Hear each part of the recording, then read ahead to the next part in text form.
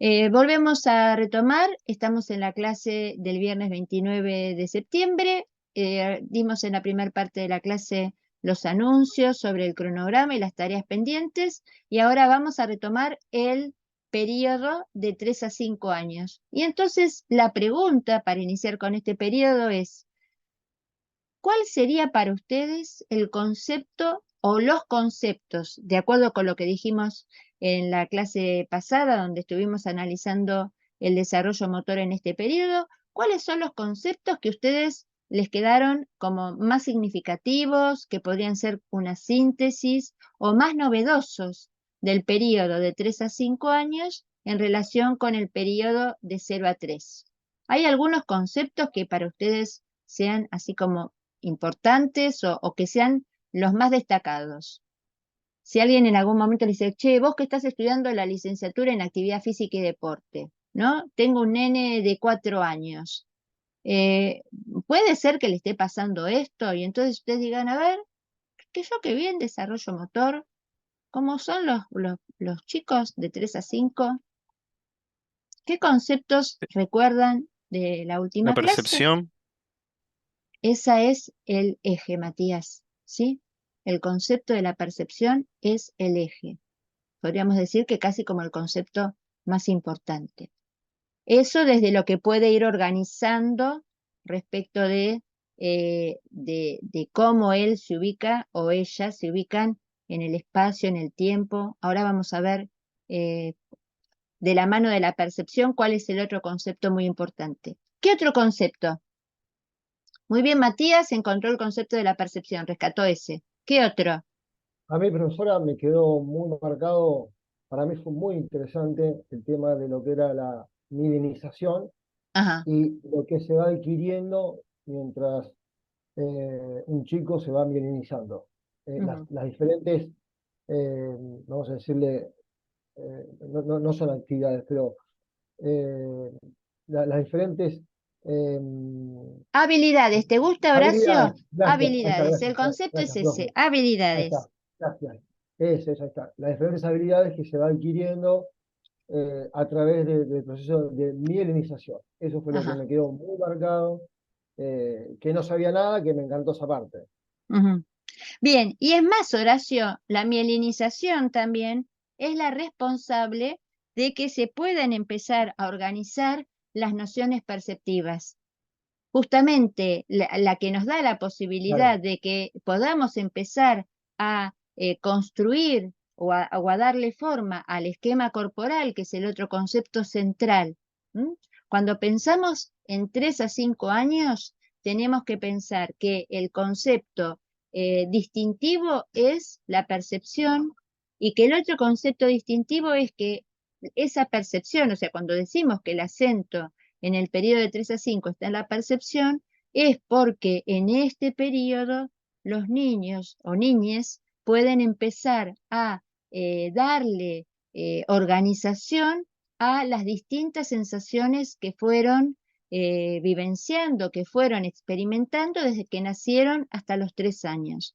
¿Y por qué pueden empezar a organizar la noción o a organizar su esquema corporal? Precisamente porque su cerebro se va mielinizando. O sea, la mielinización es un proceso importantísimo para nuestro desarrollo humano en general y, por sobre todas las cosas, para el desarrollo motor. Y este concepto de la percepción también es muy importante, porque a partir de poder organizar el esquema corporal, nuestro aprendizaje motor va a poder ser cada día mejor, vamos a tener más herramientas, esta posibilidad de tener una imagen mental de mí me va a permitir poder ir definiendo, ir uniendo esas distintas experiencias y volcando en la posibilidad de ejecución esas distintas vivencias, experiencias y representaciones que tengo de mi propio cuerpo para no solamente imitar cuando veo una acción motriz de otro, sino también ir creando desde mi propia iniciativa acciones motrices o adoptando distintas formas de moverme. Entonces, por un lado, muy importante el concepto de la percepción; por otro lado, muy importante el concepto de la mielinización como el proceso que permite la organización de la percepción, y yo estoy nombrando, pero no estoy explicando qué es el esquema corporal. Ese fue el otro concepto muy importante que apareció en la última clase que no habíamos analizado previamente. ¿Qué es el esquema corporal? No está apareciendo. Acá tengo 6 a 8, acá tengo 3 a Era 5. lo del cuerpo vívido y eso. Sí, lo del cuerpo vivido, sí. Vivido. Bien, Vivido. vivido, sí. Bien, miren, estamos hablando de esto. Lo primero que estamos diciendo, su pantalla está en pausa. A ver, esperen que no me deja compartir. Dejo de compartir, a ver si ahora me deja. Ahí está, ahora sí. Vieron que a mí me gusta mucho mostrar las imágenes para que ustedes vayan, además de escuchando, mirando y asociando lo que vamos diciendo. Dijimos que si hay algo que caracteriza este periodo, como quiero ir pasando, lo que voy a hacer, espérenme un segundito, voy a bajar esto, achicar la cinta, minimizar para que me quede más grande la pantalla y no mostrarlo en modo presentación, que si no tengo que salir a cada rato a pasear. Entonces, allá vamos un poco más grande. Acá está. Entonces, yo les decía recién, si hay algo que caracteriza es esto, el acento en este periodo está en la percepción. Esta es la percepción porque gracias a la mielinización vamos organizando las nociones perceptivas. ¿Qué quiere decir noción? ¿Qué es una noción?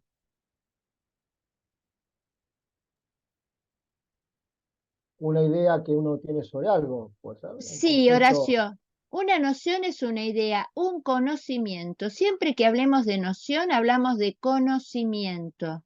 Y cuando hablamos de conocimiento, de lo que estamos hablando es de no solamente uso mi cuerpo, sino que a partir de poder organizar las nociones, conozco mi cuerpo. Conozco mi cuerpo y puedo empezar a formar una imagen, una representación mental de mi cuerpo. Entonces, ese es el gran salto que se da desde los 3, desde que termina este primer periodo, que es de 0 a 3, a partir de los 3 años en adelante. Cómo los chicos pueden empezar a organizar todas las sensaciones que fueron teniendo y lo logran construir esa imagen o representación mental.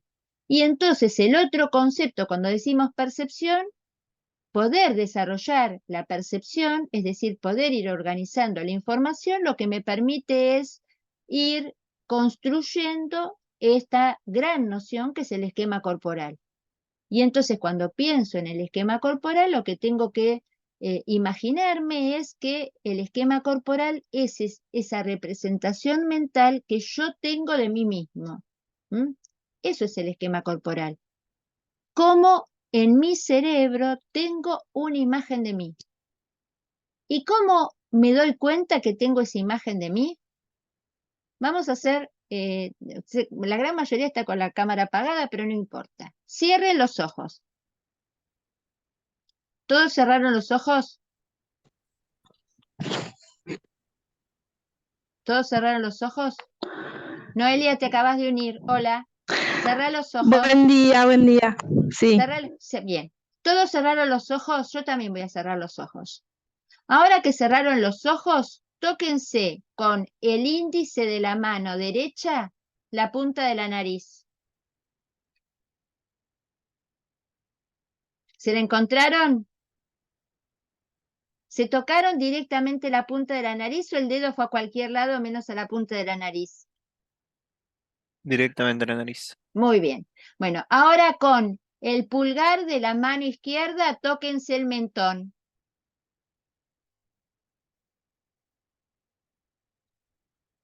Bien, ¿se encontraron el mentón con el pulgar de la mano izquierda? Sí. Sí. Bueno, sin abrir los ojos, ¿eh? Ahora, con toda la mano derecha, tóquense la rodilla izquierda.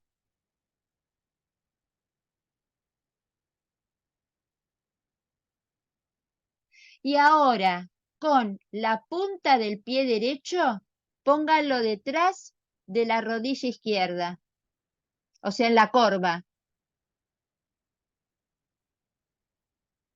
Siguen teniendo los ojos cerrados, ¿no? ¿No me están haciendo Completamente. trampa? Bueno, perfecto. Sí, profe. Ahora abran los ojos.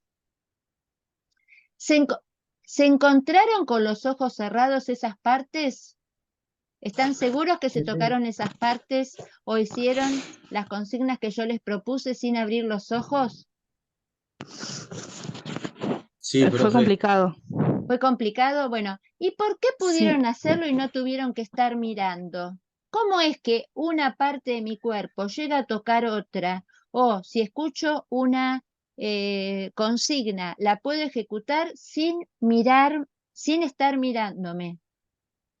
¿Cómo es que yo soy capaz de hacer esa acción y que una parte de mi cuerpo pueda encontrar otra parte?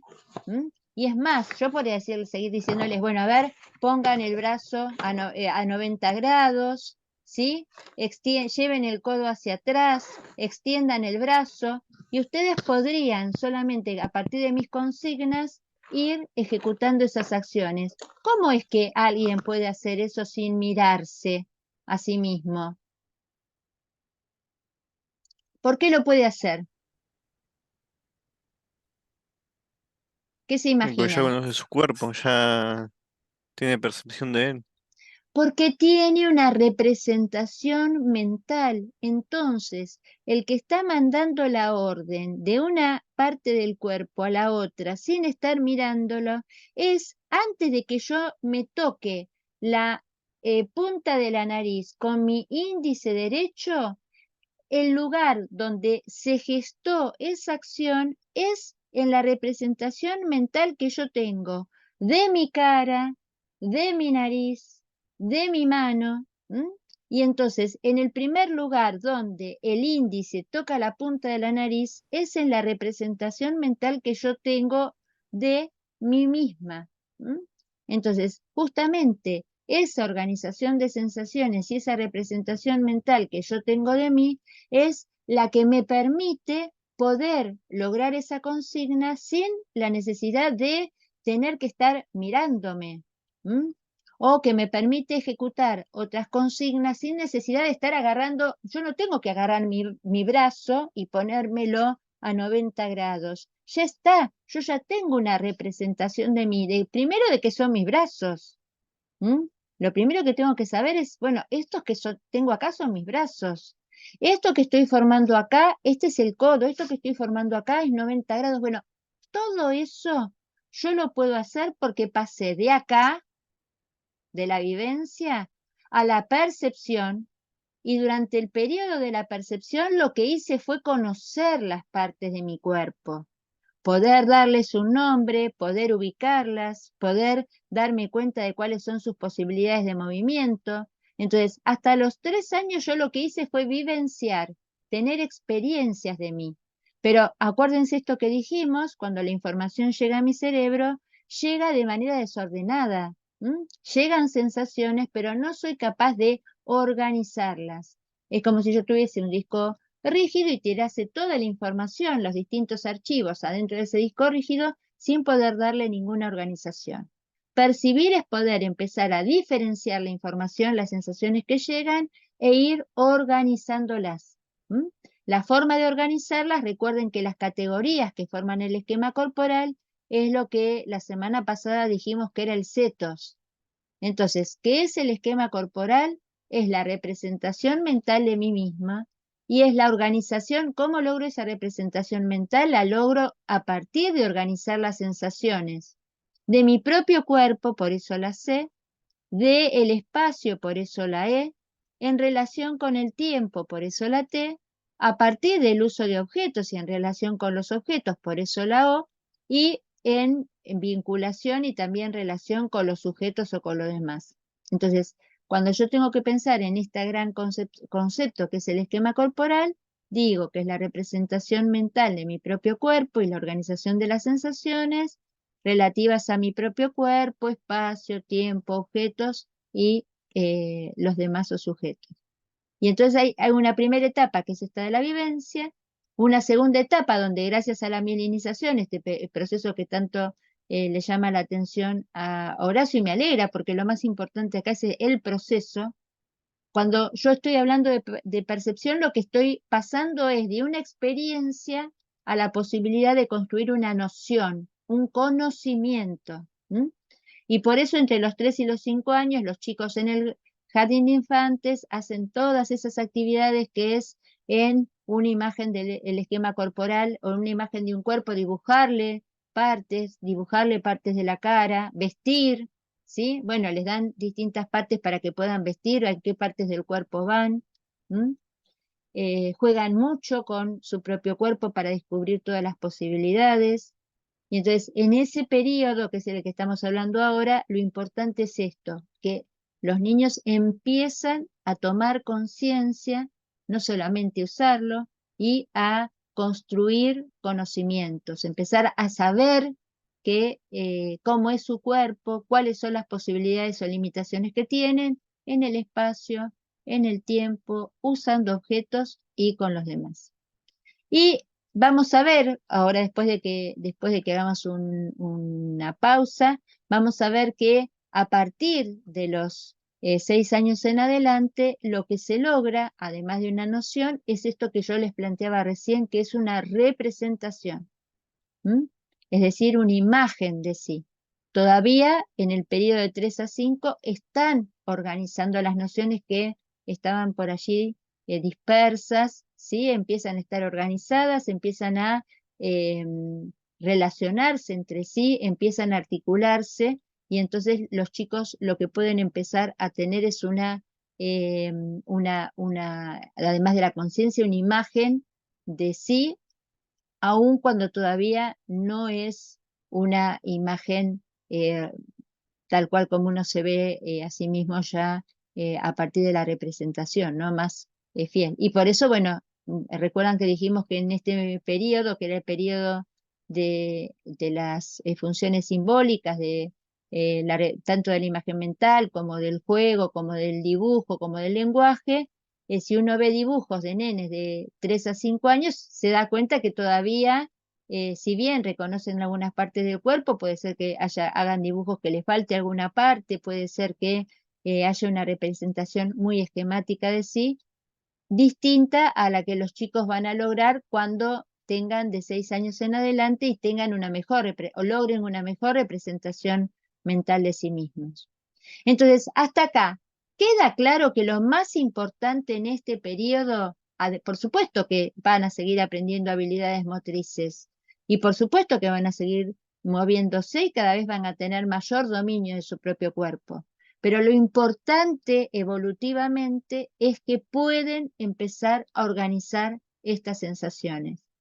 Y a mí me parece que un concepto central, que esta diapositiva la semana pasada no la teníamos, ahora la acabo de agregar porque me parece que es muy necesaria, es entender esto, ¿no? Vieron que nosotros venimos hablando, acá yo les hablaba recién, les decía, bueno, ¿por qué es importante? Porque la percepción es la que inicia el procesamiento de la información. Si yo no tengo una buena percepción, es muy difícil que yo pueda lograr lo que la percepción precisamente me permite, que es esto, ¿no? Hasta los 3 años, los niños lo que hacían era sentir, captar sensaciones. Y a partir, que son precisamente las que les permiten tener vivencias de la realidad, experiencias. Pero a partir de los 3 años, justamente la posibilidad es la de organizar esas sensaciones. Y la diferencia entre sentir y percibir es que sentir es que llegue la sensación y yo tengo una sensación, pero no sé qué es lo que me está pasando. En cambio, percibir es decir, esto que me pasó es que me pinché recién o me quemé recién con la hornalla, la yema del dedo índice de la mano izquierda. Eso es percibir, poder comprender lo que pasó. Y justamente el aspecto desde mi perspectiva quizás más importante, que hace también a esta idea de que somos una unidad es que la percepción es un acto de conocimiento. Y esto es la diferencia entre pensar que nos movemos y pensar que lo que hacemos son acciones motrices. Movernos es pensar que lo único que pasa es que un músculo se contraiga. Pensar que hacemos acciones motrices desde mi corporidad y mi motricidad es entender que yo soy un sujeto que toma decisiones, que capta estímulos del medio, que frente a esos estímulos mi cerebro organiza esa información, no solamente tiene una sensación, sino que la organiza, se da cuenta de lo que está pasando. Percibir es eso, darse cuenta. Y para darse cuenta de lo que está pasando, yo lo que tengo que hacer es conocer lo que está pasando, entender la realidad que está pasando. Entonces, por eso yo pongo tanto hincapié en tratar de comprender estos procesos que hacen a la motricidad, ¿no? Todo acto de movimiento empieza por la captación de una sensación y por la comprensión de lo que está pasando, que es precisamente organizar esa sensación y convertirla en una percepción, darse cuenta. Bien, hasta acá con el esquema corporal. ¿Cómo se están llevando con esta noción de esquema corporal? ¿Les está resultando difícil o más o menos? Y más o menos tengo que releerlo. Tienen que releerla. Sí, tienen que releerla porque además es fundamental. Porque uno dice, pero esto le pasa a los nenes de 3 a 5. No, el esquema corporal es fundamental cuando un deportista no puede aprender una técnica. ¿Por qué no la puede aprender o la está ejecutando mal? Porque tiene una mala representación de sí. Porque quizás él piensa que la está haciendo bien y no la está haciendo bien. Quizás él piensa que está moviendo una determinada parte de su cuerpo a un determinado ritmo y lo está haciendo más lento. O quizás piensa que está extendiendo, por ejemplo, eso pasa mucho, ¿no? Con los gimnastas, con los patinadores. Quizás piensa que está extendiendo su brazo y no lo está extendiendo. O que está extendiendo las manos y no, y está con las manos encogidas. O que está extendiendo la punta del pie y no lo está haciendo. Entonces, ¿cómo el esquema corporal, tener una buena representación de mi propio cuerpo, es fundamental para todo lo que se va a venir de aquí en más, que es no solamente el aprendizaje de las habilidades generales, sino el aprendizaje de las habilidades específicas de los deportes, que no son movimientos naturales, que son movimientos aprendidos con mucho detalle en la ejecución. Y entonces, ¿cómo puedo aprender una técnica? Solamente puedo aprender una técnica si tengo una buena representación de mi propio cuerpo. Y muchos de los errores en el aprendizaje motor tienen su origen en dificultades en la constitución del propio esquema corporal. Entonces, por eso yo insisto que es tan importante. Bien, tienen que releer esquema corporal, tienen que leer cómo se van constituyendo las nociones del propio cuerpo, ¿sí? De cómo se va pasando del cuerpo vivido al percibido, al representado, cómo se va organizando el espacio, cuáles son las nociones. Creo que hablamos la semana pasada, hablamos de las nociones topológicas, hablamos de las nociones en 2D, 3D. ¿Esto quedó claro o no?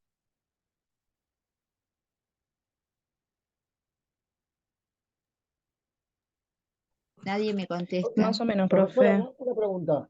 Sí, Una pregunta, profe. sí, Horacio. Eh, eh, Tomando en cuenta lo que estaba hablando y relacionándolo, ¿no es cierto?, la acción motriz con en lo deportivo, Sí. digo,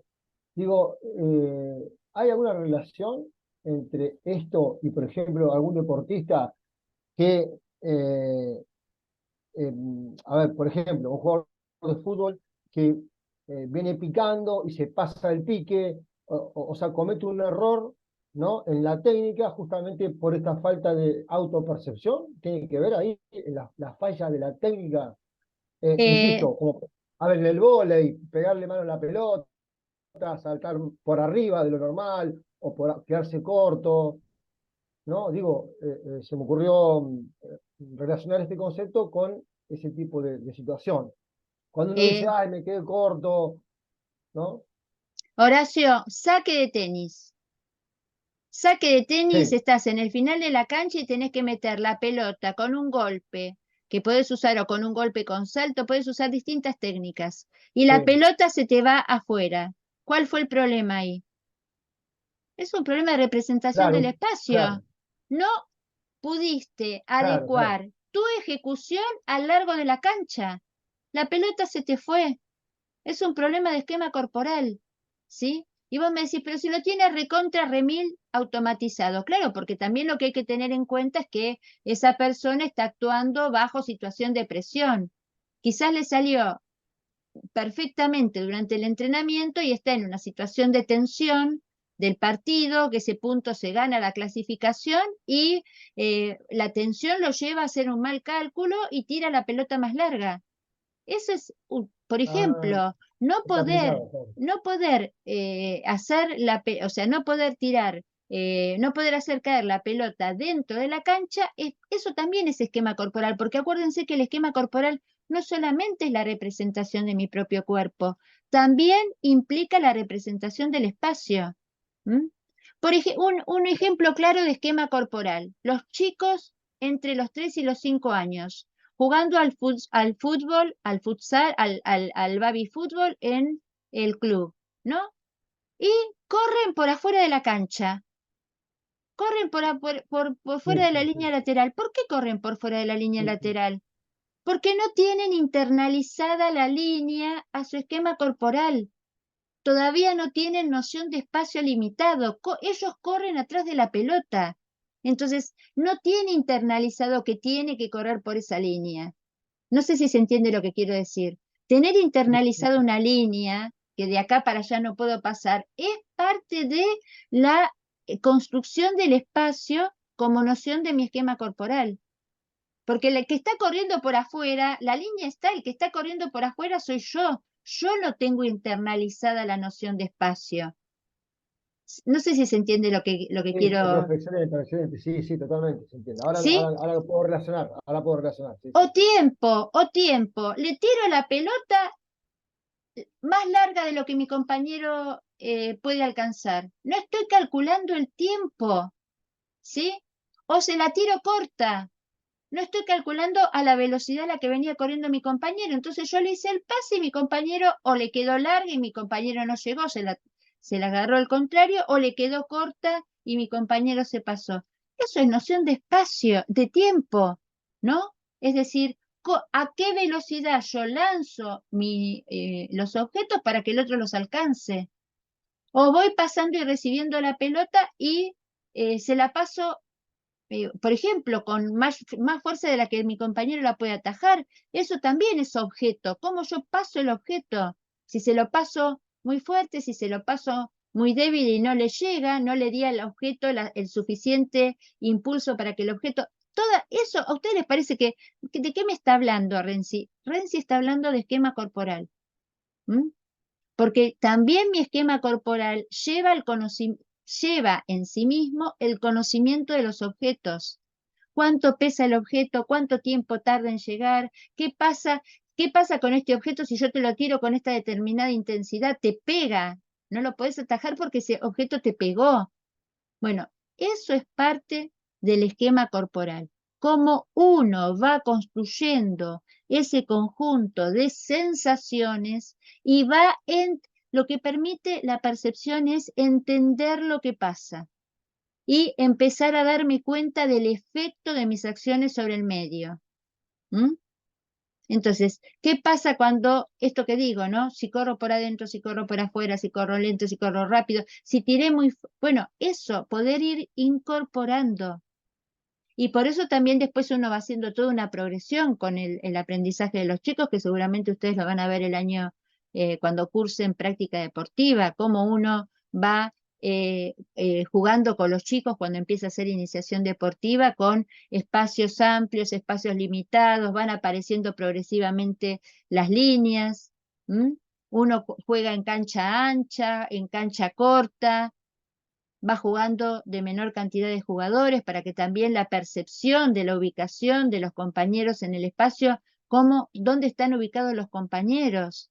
Bueno, toda esa información de mi propio cuerpo, del espacio, del tiempo, de los objetos y de los otros, eso es esquema corporal. Entonces, profe, muy clara la respuesta, gracias. Entonces, por ejemplo, un preparador físico podría, ¿no?, incidir en algún deportista en trabajar su esquema corporal para mejorar la técnica. Horacio, gran parte del trabajo que se hace cuando hay un error en la ejecución de la técnica es a partir de una de las vías de la sensibilidad. Si ustedes recuerdan, vamos acá de Claro, nuevo, claro.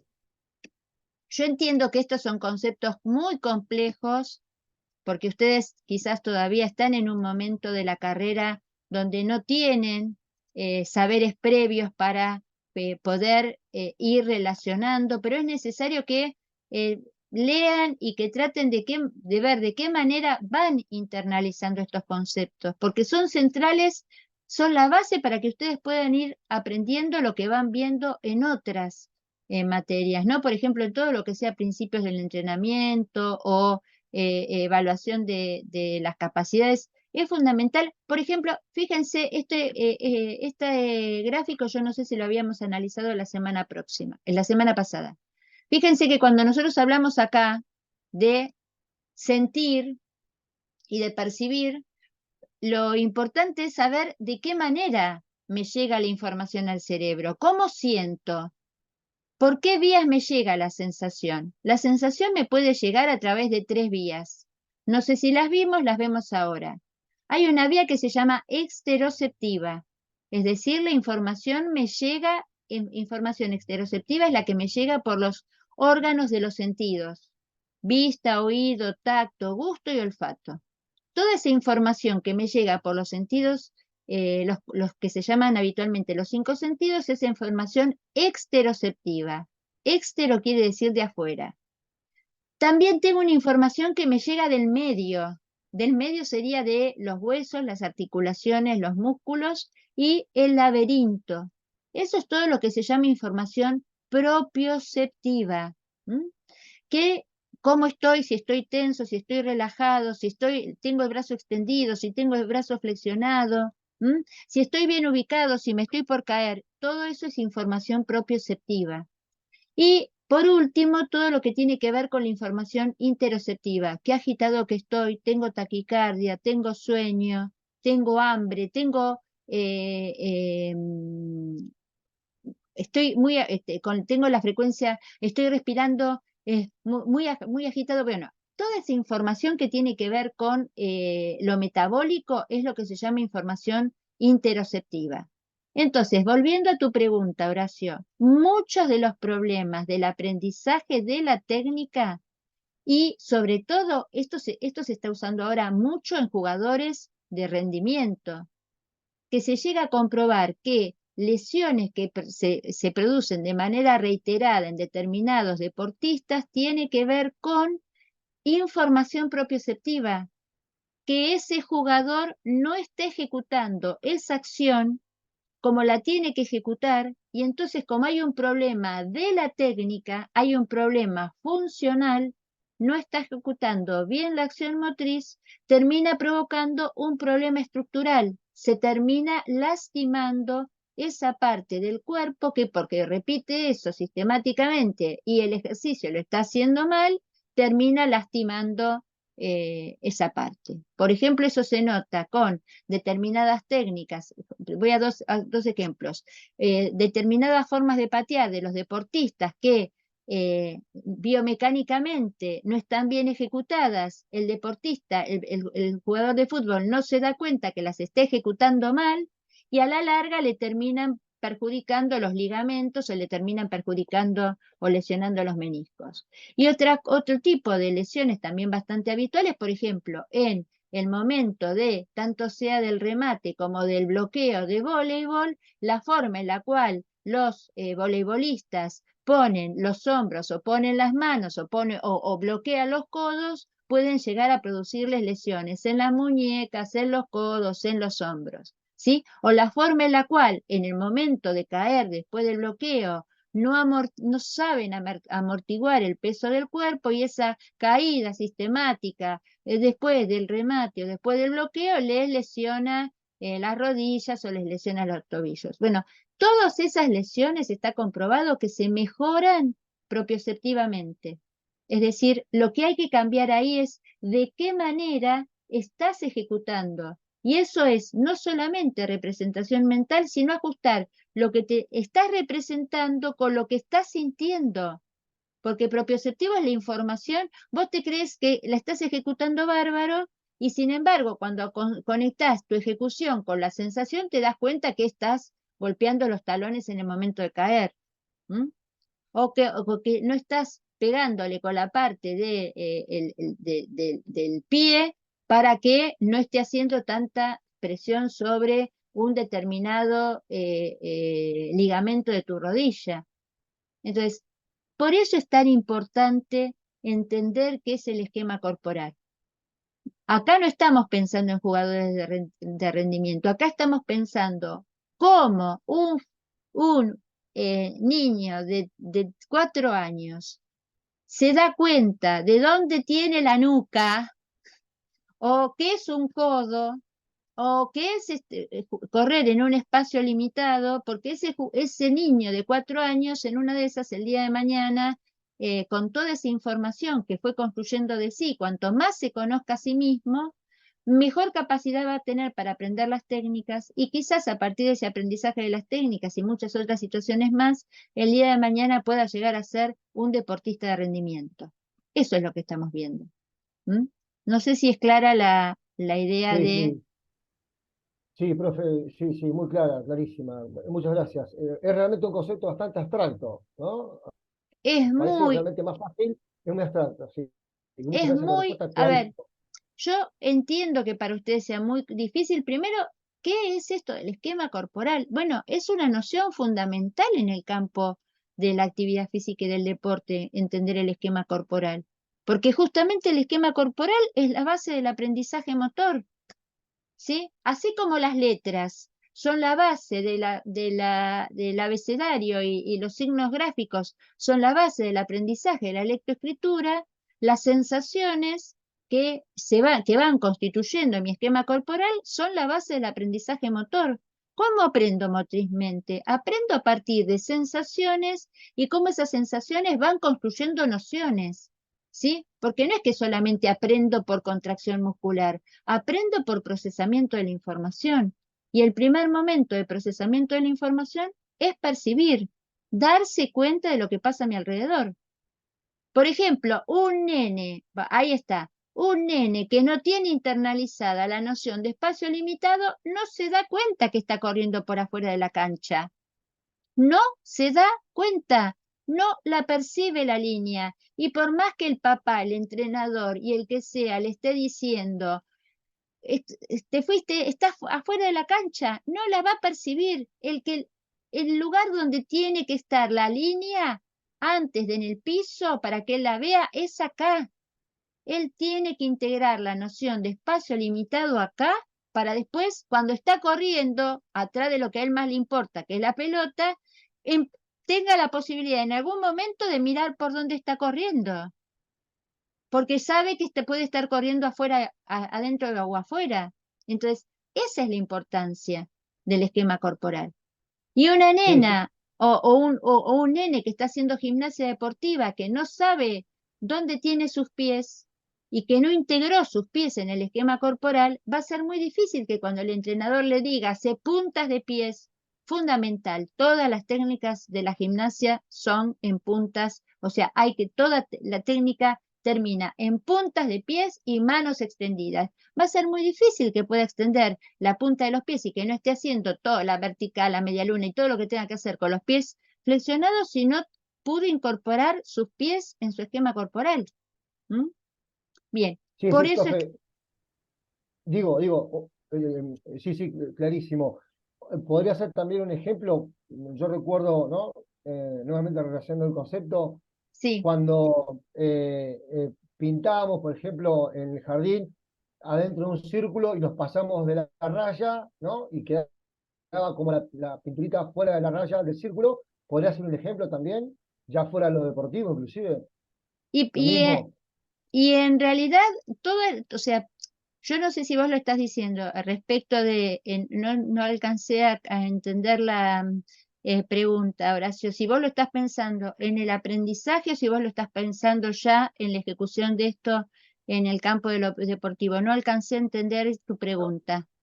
No, claro, al principio fue desde lo deportivo, Sí, pero después escuchándola, ¿no es cierto? Se me vino la imagen en la cabeza cuando era chico y teníamos que pintar en el jardín adentro, por ejemplo, de un círculo y uno se pasaba de la raya de ese círculo.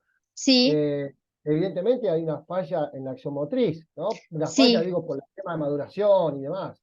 Mira, Horacio, ahí pueden pasar, por ejemplo, eso es muchísimo. Si ustedes miran todas las actividades que se hacen en el jardín, todas las actividades están orientadas a dos cuestiones.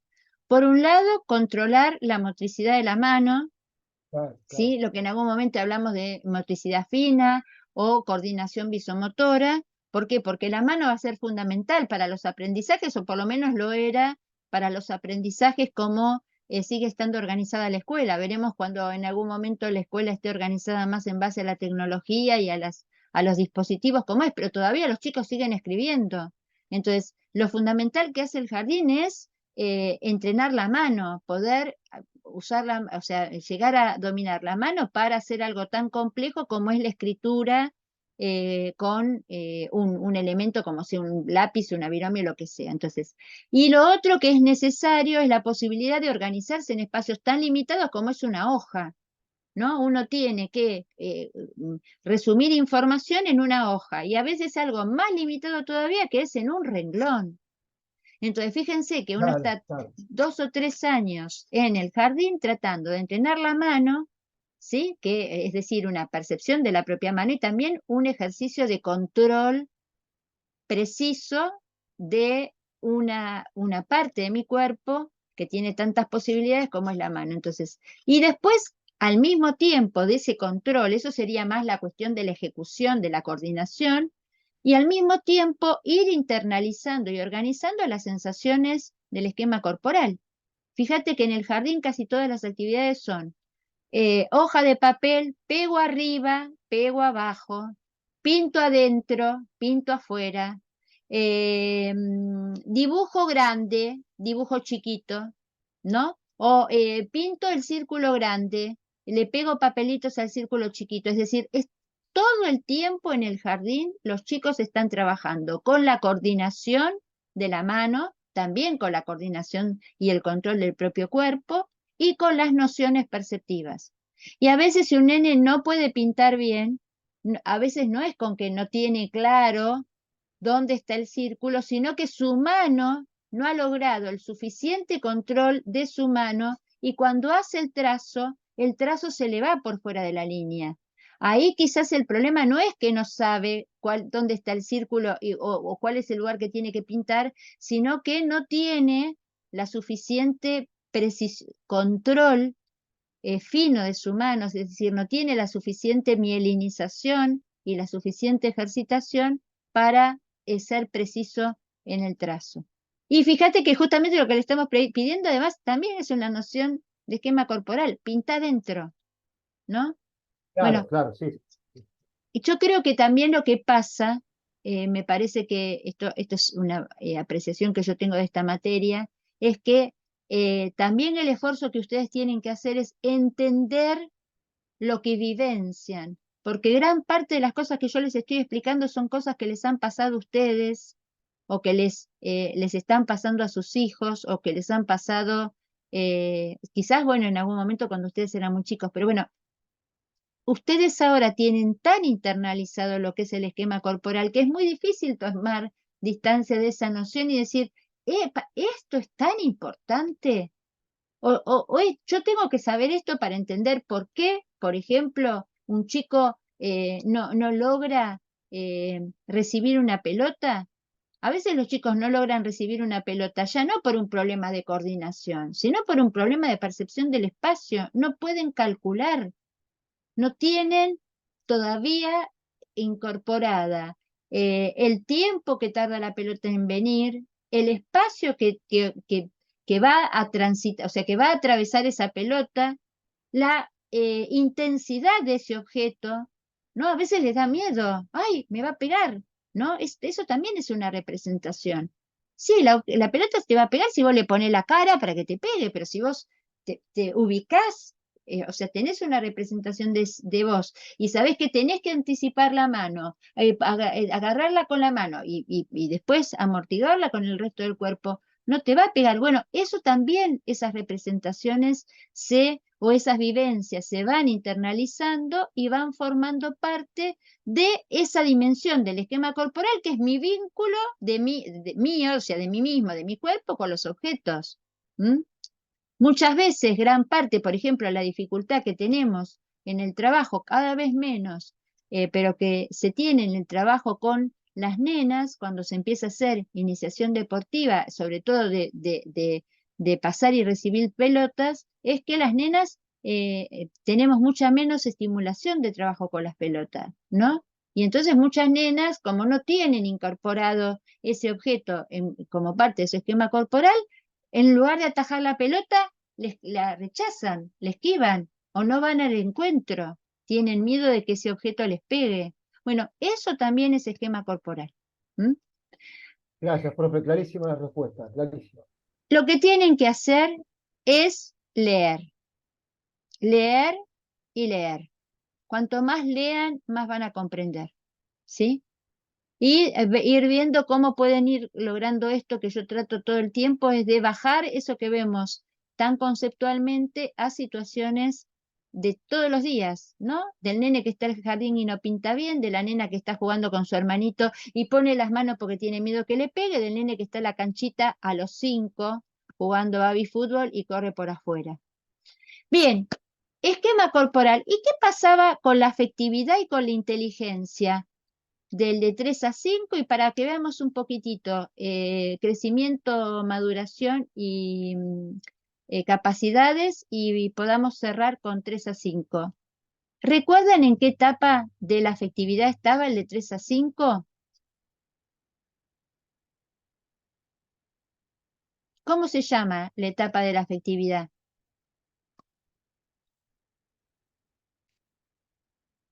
¡Chachán!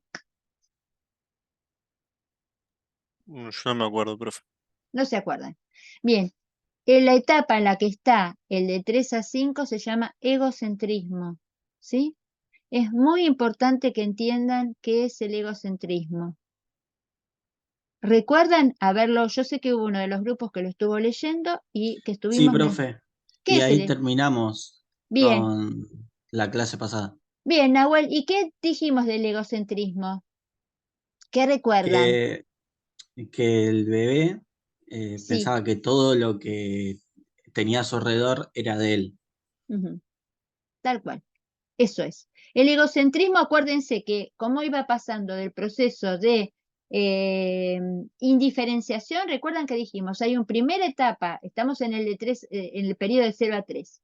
En el momento que nace, los seres vivos no nos diferenciamos, los seres vivos humanos no alcanzamos, no tenemos psiquismo y no reconocemos que estamos separados de lo que nos rodea. Pensamos, los bebés piensan que están en una relación de indiferenciación con aquel que adopta la función de la crianza, ¿sí? La función materna. Tengamos en cuenta también que tenemos que dejar de pensar que siempre el que cría un bebé es una mamá. A un bebé puede adoptar la función de crianza un papá. Hoy en día tenemos parejas que no hay una mamá y un papá, hay dos papás. También puede adoptar la crianza las dos mamás. También pueden adoptar la crianza abuelos, ¿sí? Porque esos nenes no tengan padres, sus padres los hayan dado a la crianza de sus abuelos. Entonces, cuando hablamos de crianza, hablamos de aquella persona que adopta la función materna, la función de criarlo. Que no necesariamente tiene que ser una madre, no tiene que ser una mujer y que no tiene que ser una madre. Entonces, bueno, lo importante es que en esa relación el bebé no distingue que el que lo está criando está separado de él. Hay un proceso de indiferenciación. Producto de las necesidades no satisfechas, en algún momento el bebé empieza a captar como ser biológico que hay algo que le genera necesidad y que no hay quien lo satisfaga. Esa sensación de necesidad le permite darse cuenta que está separado de lo que lo rodea. Y progresivamente empieza a identificar a eso distinto de él, ¿no? Como esa persona o otro ser que lo satisface. Ahí se va empezando a generar esto que nosotros dijimos, después de la indiferenciación, se va generando la relación simbiótica. El bebé necesita a esa persona que lo cuida y esa persona que lo cuida tiene una relación de interdependencia, de dependencia de ese bebé. Pero progresivamente esa simbiosis también se va empezando a partir de que el bebé empieza a mielinizarse y empieza a tener más independencia funcional, el bebé va logrando cierta independencia de ese ser que lo va criando, sobre todo cuando empieza a deambular, empieza a explorar el medio que lo rodea y a partir de allí es cuando se dan o empiezan a aparecer las primeras relaciones interindividuales. Pero al mismo tiempo que ese bebé empieza a explorar, también empieza a surgir algo que es bastante característico, es que el bebé quiere empezar a hacer valer su propio antojo y las personas que lo rodean empiezan a señalarle qué es lo que el bebé puede y no puede.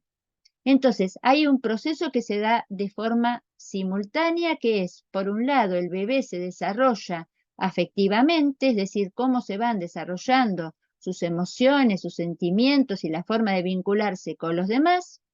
Y por otro lado está también cómo los demás le van marcando a ese bebé de qué manera se tiene que comportar en ese grupo en el que está viviendo. Entonces decimos que se va dando en forma paralela el desarrollo afectivo y el desarrollo moral. Recuerden que hablamos de moral cuando hacemos referencia a lo que son los permisos y las prohibiciones, qué se puede y qué no se puede. Entonces, esto se va dando al mismo tiempo. En eso empezar a separarse y empezar a funcionar de manera independiente, ese bebé se va consolidando cada vez más como un sujeto separado y con un sujeto con voluntad. A partir de ese proceso psíquico es que se va constituyendo el yo. El yo como instancia psíquica que me permite la interacción con lo que me rodea. Y ese yo, para poder consolidarse, se va haciendo cada vez más, se va queriendo imponer cada vez más su propia voluntad. Y va empezando a considerarse ese yo o ese niño como el centro, no solamente de lo que lo rodea, sino a él mismo también como el centro de las percepciones y no solamente de los deseos, sino también de la captación de la realidad.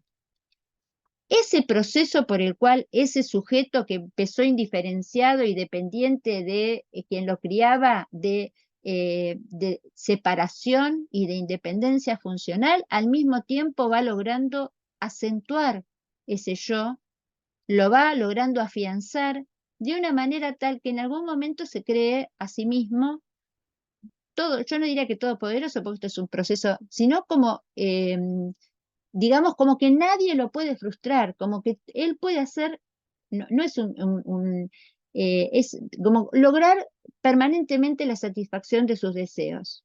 ¿Mm?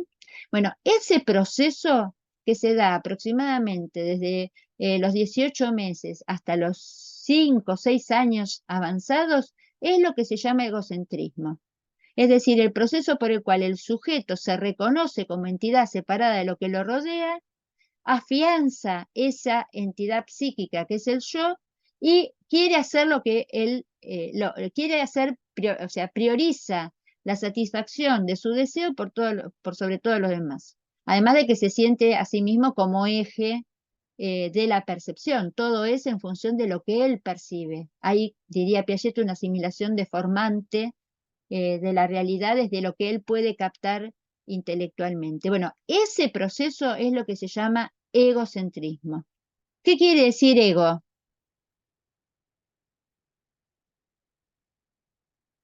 ¿Qué quiere decir Yo, ego? yo, ¿Cómo? Yo. Yo. Ego quiere decir yo. ¿Y centrismo qué es? El centro de mí. Que ¿no? el yo Todo pasa está por en mí. el, tal cual, el yo se convierte en el centro del universo, ¿sí? Todo gira en relación a mí, ¿sí? Yo. Y ese yo se manifiesta en las actitudes que justamente frente a ese yo es que tiene que aparecer la moral heterónoma, ¿no? Que el yo quiere hacer lo que él quiere y los que lo rodean, porque hacer lo que él quiere puede ser desde cruzar la calle porque vio algo que le gustó, sin importar si viene un auto, meter los dedos en el enchufe, comerse todos los caramelos antes de la comida, agarrar el chiche que tiene otro y morderlo porque el otro no lo quiere sacar, no lo quiere soltar. Bueno, eso es el yo, ¿no? Hacer lo que en ese momento quieres. O sea, no puede haber nada que se le, que le, que se le, que le impida o que le sirva de barrera a ese yo. Entonces, ¿qué empieza a aparecer frente a ese yo, a ese egocentrismo? Es necesario que los adultos que lo rodean empiecen a ponerle límites. Y entonces, en esa puesta de límites, lo que es importante, me parece que esto no lo habíamos mencionado en la clase pasada, lo vamos a plantear ahora, es esto que estamos mostrando ahí, que es, me parece que esto no lo habíamos analizado. ¿Lo habíamos analizado o me equivoco? No, esto no. Esto no lo habíamos analizado. Entonces, es importante que entendamos de qué manera frente a ese egocentrismo, es decir, frente a ese sujeto que lo único que busca es la satisfacción de su propio deseo, qué es lo que tenemos que hacer los adultos que lo rodeamos. Y entonces aquí es donde aparece este concepto tan importante que es el de la evolución de la moral, la heteronomía y la autonomía. ¿Habían leído este concepto o no? No. No lo habían leído. Bueno, entonces, por empezar, ¿qué es la moral?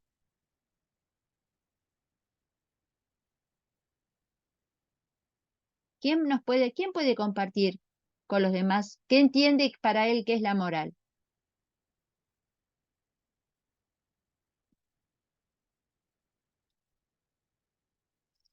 Por ejemplo, que alguien Algo ahora, que está bien, algo que está mal para mí. tal cual, Matías, la moral es el conjunto de permisos y prohibiciones en un determinado grupo. ¿Mm? Por ejemplo, la moral es qué está bien y qué está mal en tu casa, qué está bien y qué está mal en la universidad, qué está bien y qué está mal en la sociedad, qué está bien y qué está mal en tu casa. Por ejemplo, cuando ustedes están cenando, ¿miran la tele? Sí, Bien. Sí. Cuando ustedes están cenando, ¿miran el celular? obvio. Bien. Entonces, en sus casas está permitido. Está bien, está aceptado, no sé si está bien, pero está aceptado que ustedes miren la tele y miren el celular. Por ejemplo, yo tengo una norma en mi casa. En mi casa, cuando comemos juntos, no se, o sea que son pocos los momentos, no se mira ni la tele porque no tenemos tele, por lo menos acá en donde estamos compartiendo el lugar donde almorzamos o comemos, no tenemos tele, entonces no la podemos mirar porque no la tenemos. Y además no la tenemos porque yo nunca acepté que hubiese una tele en el lugar donde comemos y compartimos. Hay teles, pero no hay. Y no podemos usar el celular. Ustedes en sus casas los dejan, yo no los dejo. Como en general la moral la plantea en la persona de autoridad en mi casa sigo siendo yo, aunque vivo con adultos, y en mi casa no se mira la tele ni se mira el celular. Igual tenemos otras normas, ¿no? Por ejemplo, que debe pasar en su casa. Por una norma, ¿qué hacen ustedes con la toalla cuando se terminan de bañar? Esa es una norma de una casa. ¿Qué pasa con la toalla cuando me termino? Miren las cosas de las que estoy hablando, del uso del celular, ¿qué hago con la toalla? Bueno, ¿qué hago con la ropa sucia? ¿Dónde va la ropa sucia? En cada casa hay normas. Esas normas forman parte de la moral de una familia, que son distintas de la moral de otras familias. Entonces, hay normas que son familiares. Hay normas que son institucionales. Por ejemplo, ¿alguien puede abrir ahora la pantalla, aunque tenga ganas de que yo me calle, y empezar a insultarme? ¿Puede hacerlo? Sí, Sí, puede hacerlo. ¿Debe hacerlo? Yo no se los recomendaría, ¿sí? Yo no se los recomendaría porque no está bien, no es lo que se espera. La moral y las normas también es lo que está acordado y lo que se espera que hagamos. Y después hay un aspecto de la moral que es más macro todavía, más amplio. Por ejemplo, ¿cuál es la moral que nos rige a todos? ¿Está plasmada en qué? En leyes. Tal cual, Matías. Las leyes, ¿sí? Son parte de la moral, todo lo que es el derecho civil y penal, es parte de la moral que nos rige a todos. ¿M? Nos rige inclusive, aun cuando no tengamos conocimiento de ella, ¿no? No nos exime no tener conocimiento que esas leyes nos rijan. Bien, y después tenemos una moral como supra. ¿Cuál es la ley máxima de un país? el Cri, cri. presidente, Ese es la autoridad. ¿Cuál es la ley máxima de un país? el derecho, ¿Y cuál es dentro del país la ley el máxima? derecho de la vida, Sí, pero ¿dónde está? En la que empieza La con Constitución, ¿cómo? la Constitución, En la la Constitución. Constitución, en la Constitución. O sea, ¿cuál la es Carta la ley de Orgánica. las leyes? La Constitución. Bueno, eso es la moral, para que se den una idea. Bueno, imagínense un egocéntrico. Un egocéntrico, ¿respeta la moral? No, porque no tiene un bebé, no tiene moral. Un niño no tiene moral. Un niño va aprendiendo las normas producto de la imposición. ¿Sí? Es decir, ¿cómo sabemos que no tenemos que meternos el dedo en la nariz? ¿Sí? Cuando estamos con otros. Porque nos han dicho, y es más, hasta es probable que alguna mamá o algún papá hasta nos haya pegado en la mano. Eso no se hace, ¿sí? ¿Cómo sabemos que no tenemos que eructar? ¿Cómo sabemos? Bueno, a ver, porque ha habido una norma. ¿Cómo sabemos que cuando no podemos hablar con comida en la boca? ¿Cómo sabemos que mientras que estamos comiendo no nos podemos meter los dedos en la boca y sacar la comida de la boca? O tirarla, mientras que estamos comiendo, tirar la comida. Porque lo primero que le dice una mamá a un bebé es, no se desparrama no se tira la papa, ¿sí? ¿Sí? Bien, la norma se aprende por imposición de los adultos, por aquellas personas que tenemos autoridad con los niños. Fíjense que hetero es otro, nomo viene de norma, entonces hay toda una etapa, acá tendríamos que poner de 8 o 9 meses, en realidad desde que nacemos, pero podemos empezar a tener cierta conciencia del otro a partir de los 6 meses en adelante, hasta acá, este periodo que lo vamos a ver ahora en un ratito, que se llama de transición, de 6 a 8 años, y la heteronomía se calcula que es, ya les digo, desde los 6 meses hasta los 6, 7 años. Entonces, en ese momento, las normas, lo que hacemos los adultos es transmitirles a los niños, en general imponérselo, qué es lo que se puede y qué es lo que no se puede hacer, porque es la forma de controlar ese egocentrismo. Y los niños nos respetan muchas veces por temor, porque tenemos autoridad, por cómo se los decimos, ¿sí? También es muy importante el no, cómo se dice el no, ¿sí? Yo no le puedo decir a un nene que está metiendo el dedo en el enchufe, no, Camilo, no metas el dedo en el enchufe, porque es peligroso, te puede dar... No, el no tiene que ser firme, no. Los dedos en el enchufe, no. Los dedos en la nariz, no. Y muchas veces los niños captan el no, no solamente porque uno se lo dice, sino por cómo se lo dice. Y también nos respetan porque en muchos casos temen decepcionarnos, ¿no? Y bueno, llegar a perder nuestro afecto si no responden a lo que esperamos. Y vamos a ver justamente a partir de un proceso que se da, la única posibilidad de que un niño deje de ser heterónomo es que progresivamente y afectivamente vaya abandonando el egocentrismo, que es lo que vamos a ver que empieza a pasar a medida que los niños se van desarrollando tanto afectiva como intelectualmente, que es a partir de los 6 años en adelante. Entonces, otro aspecto importante de los niños de 3 a 5 es que están en una etapa de la moral heterónoma. ¿Qué más? Rapidísimo, porque así hacemos un recreo y empezamos a trabajar con de 6 a 8, si no, no nos va a alcanzar el tiempo. ¿Qué dijimos respecto de los tipos de juegos que hacen los niños de 3 a 5? ¿Qué recuerdan? Los que Son analizaron. juegos de Con crianza. juego de organización simple. ¡Ay, qué bueno! Aparecieron dos conceptos distintos. Me encantó. Bien, vamos de nuevo. ¿Quién dijo juegos de crianza? Yo, Muy bien, Nahuel. ¿Los juegos de crianza son hasta qué edad? A los demás, vamos, estamos aprendiendo entre todos. ¿Puede aparecer que se le haya extendido los juegos de crianza? Sí, pero los juegos de crianza están pensados hasta qué edad. ¿A los 7? No, no, más abajo, más abajo.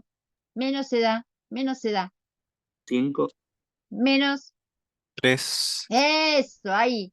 Los juegos de crianza son los juegos propios de la crianza. Hablamos de crianza de 0 a 3 años, ¿sí? Entonces, los juegos de crianza, acuérdense, los juegos de sostén, los juegos de ocultamiento, los juegos de persecución, dijimos que eran esos juegos donde se daba el vínculo entre quienes criaban y los bebés para no solamente desarrollarse afectivamente, sino también ir desarrollando algunas nociones del esquema corporal y de la representación del propio cuerpo y bueno, de la propia motricidad.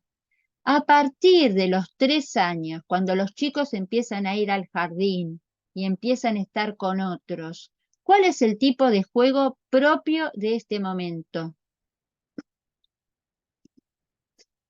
Ahí se los presento. ¿Cuál es el juego propio de este momento? ¿A qué jugaban ustedes en el jardín? ¿Qué se acuerdan? Sinceramente nada, no me acuerdo. ¿Alguien se Yo, acuerda de lo que jugaba en el jardín? Yo me acuerdo que jugaba con los bloques Bien, o jugaba en el arenero bien. y había como un coso que era como un barril enorme que vos te subías y te balanceabas para adelante y para atrás. Y después, Qué bueno, no sé, no me lindo. acuerdo. Bueno, todos esos son juegos motores, ¿sí? O juegos simbólicos, depende. Juegos motores es donde uno juega y se mueve y uno siente que está jugando, pero juega solo. Y los juegos simbólicos son, por ejemplo, todos los juegos de construcción, son juegos donde uno, además de estar construyendo, que también son juegos motores para que uno los está haciendo con la mano, son juegos donde uno está haciendo o el castillo o el autito y después había otros juegos que hacían, que eran típicos juegos simbólicos. Por ejemplo, no tenían el rincón de la mamá y el papá o el rincón de los disfraces en la salita. ¿Alguien se acuerda? sí, sí. Bien, el rincón de los disfraces era el rincón de los juegos simbólicos, donde iban, agarraban un sombrero, una máscara, una capa, y los chicos asumen distintos roles, ¿sí? O son o el juego de la mamá y el papá, y entonces había cosas para jugar, y en una se ponían a cocinar, o alguien agarraba una cartera y decía, bueno, me voy al banco. Bueno, cómo los chicos van adoptando y van empezando a comprender cómo es el mundo de los adultos a partir de asumir roles como si ellos, tal cual, el concepto de juego simbólico es el juego como si. Juego como si estuviese cocinando. Juego como si fuera un médico. Y entonces vos venís porque te duele la panza y yo con el estetoscopio, te miro el pecho porque te duele. Juego con el estetoscopio y bueno, pienso que soy un doctor o pienso que soy una doctora. El juego de los niños en esta edad es lo que se llama el juego simbólico, el cómo sí. Profe, Sí, juegan a la pizzería también, escuché. O sea, me dijeron mi hija que juega claro, al jardín. Eso también, ¿no? eso es un O a juego los simbólico. bomberos. Tal cual, todos esos. ¿A qué más juega Noelia, tu hija? A la pizzería, Bueno, a los bomberos, sí, o si no, no sé. Me dice que juega a la casita, que hay como una casita ahí claro, es que es como una placita y sí, juegan, no sé, a vender cosas o algo así. Me tal cuenta. cual. Juegan a dramatizar situaciones que hacen los adultos. Y en ese juego de Claro, dramatizar situaciones que hacen los adultos es una forma de entender la realidad, dentro de las limitaciones que es su egocentrismo. ¿M? Es más, suelen jugar en paralelo. Quizás tu hija, Noelia, está jugando con otra nena, las dos están jugando a la pizzería, pero no están trabajando en la misma pizzería. A veces ni se hablan entre no, ellas. Las dos están amasando y las dos están vendiendo y cada una sí, está en su pizzería, tal cual, ¿sí? sí, En su tal cual, pizzería. sí, Están sí, jugando, es lo que se llama el juego como si, el juego simbólico, y también es lo que se llama el juego en paralelo. Están jugando a lo mismo, claro, pero cada uno en su sí, mundo. Y también en este momento se claro, suele, sí, tal cual, bueno, y en este momento también uno los ve y dice, bueno, mira cómo están hablando. No, no están hablando entre ellos. Cada uno habla y cada uno está en su conversación. Parecería que están los dos tal juntos cual, hablando entre ellos, pero cada uno está hablando de cosas distintas, porque todavía no hay posibilidad de incorporar al otro a esa conversación. Hay que hacer un gran tal cual, esfuerzo sí, sí, como adulto para que me preste atención y poder conversar con él. Y desde el campo de la actividad física y del deporte, si yo tengo que ir a trabajar con nenes de 3 a 5, yo lo que tendría que plantear son este tipo de juegos que estoy planteando acá, que son los juegos de organización simple, que no sé quién de ustedes los mencionó recién. ¿Cuáles son los juegos de organización simple? Los que ustedes jugaban en el jardín. Por ejemplo, los juegos de organización simple se pueden hacer en ronda o por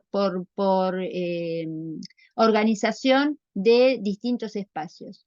Por ejemplo, el juego típico en ronda es lo que ustedes deben conocer como huevo podrido o pato ñato. En el aula, yo no lo quiero poner ahora porque para poder ponerlos tengo que dejar de grabar. En el aula ustedes tienen videos de el Pato Ñato. ¿Alguna vez lo jugaron? Sí, Sí. sí, sí. Bueno, saben, para los que no lo jugaron, los nenes sentados en ronda, uno se para, va tocando la cabeza y al que le dice ñato, ¿sí? Que le toca un poco más fuerte, al que le dice ñato, ese lo tiene que correr y el que está caminando se tiene que sentar en el lugar del que lo empezó a perseguir. Eso es lo que se llaman juego de organización simple, en ronda y de persecución, uno a uno. Y después el otro típico, la otra organización de los juegos simples, típica es la del oso dormilón. ¿Jugaron alguna vez al oso dormilón? Creo que no, no, profe, por nombre no lo tengo. No tienen, y bueno, ¿jugaron al lobo está? Sí, Bueno, el oso dormilón tiene la misma organización del lobo está. La idea es, hay un personaje central que siempre es simbólico, puede ser el oso, puede ser el lobo, puede ser el jefe indio, hay un personaje central, ¿sí? Que en general es el que los nenes eligen y el que les gusta. Por ejemplo, en el caso del oso dormilón, que es el más conocido, hay alguien que adopta ese rol, que en general suele estar en una casita, en un espacio limitado, con algo, con una soga, con una línea, con algo. Y los nenes, quienes individualmente, aunque vengan todos juntos, lo van a despertar. Oso lo llaman oso dormilón, y el oso dormilón está durmiendo. Cuando el oso dormilón o el lobo o el jefe indio se despierta, lo que va a hacer este personaje central es correrlos a todos.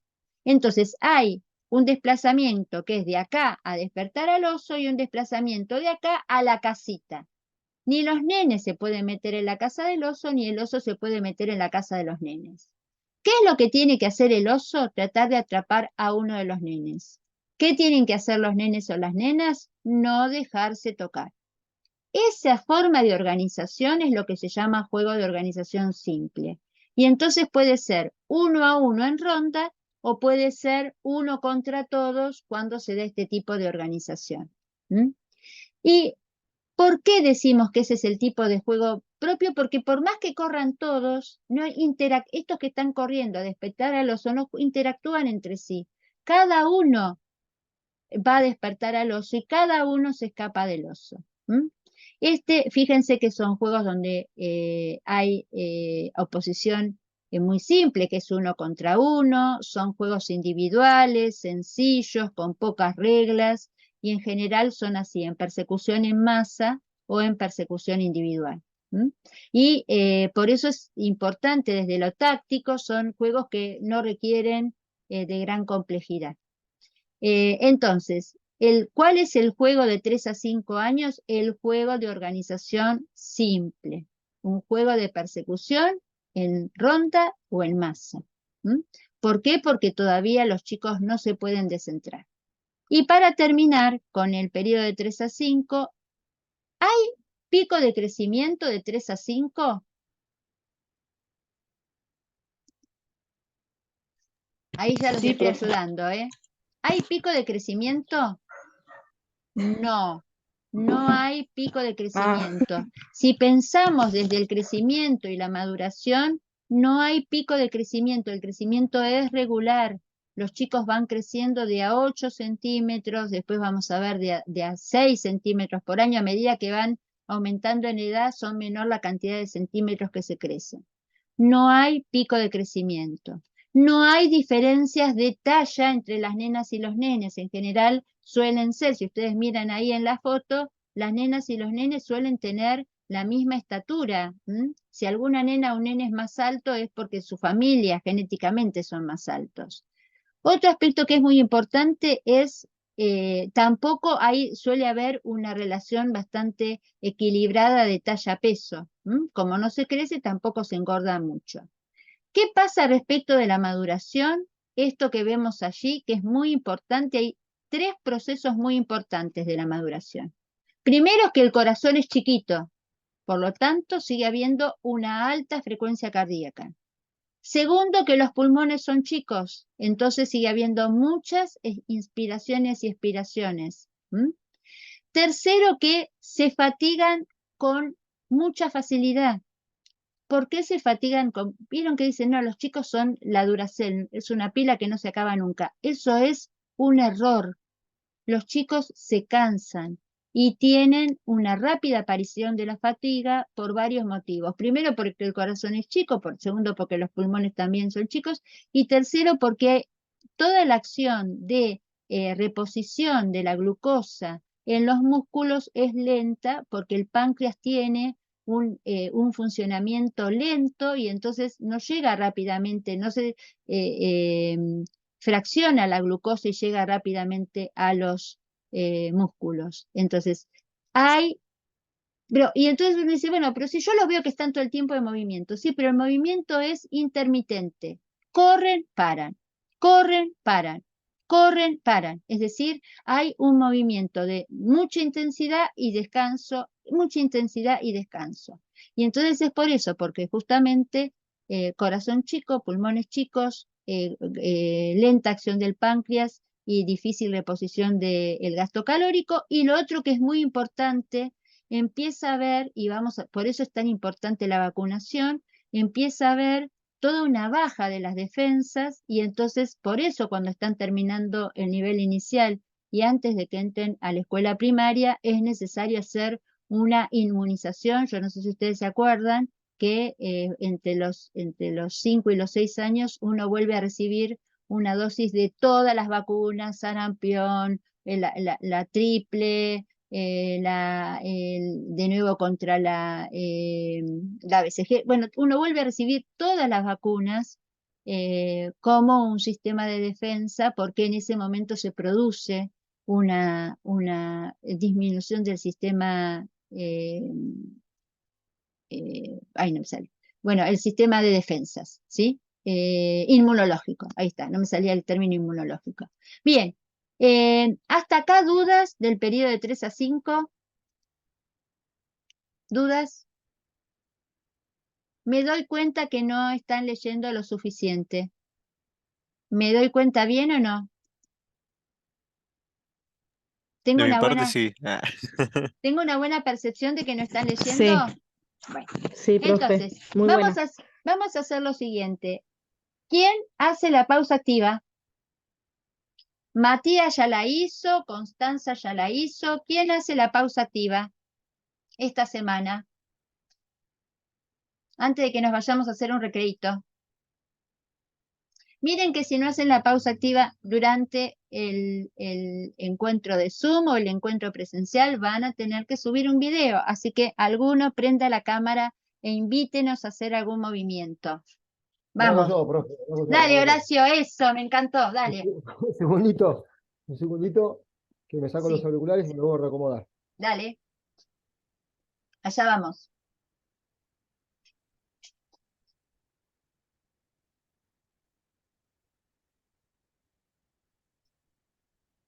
A ver si enciende la cámara. Yo ya estoy, Yo ya estoy elevando Ahí y está. ahí está. Bien, Bueno, rodilla al pecho, bien. pongo la cámara ahí. Sí, pero Rodilla al igual pecho, hacemos. Ahí está, rodilla al pecho. tirada hacia el pectoral contrario. Cualquier rodilla, a modo de elongación, Ajá, ahí, bien, que tire todo el glúteo mayor. bien. Cambio, la otra rodilla. Lo mismo, cruzada.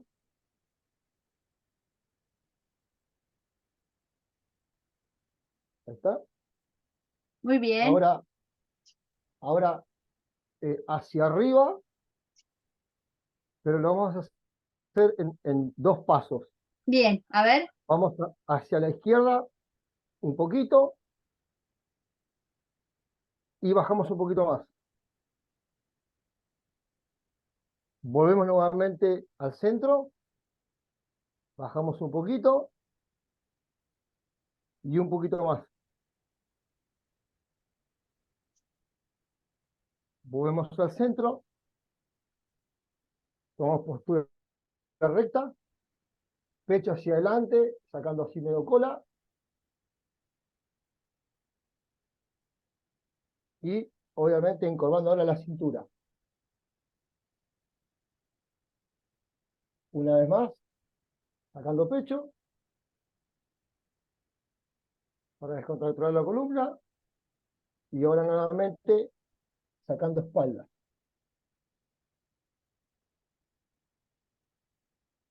Ahí está. Excelente, Horacio. Yo me quedaría. Yo les digo que ustedes empiezan a hacer la pausa activa. Yo diría, bueno, basta, desarrollo motor, hagamos la pausa activa. Buenísimo. Bueno,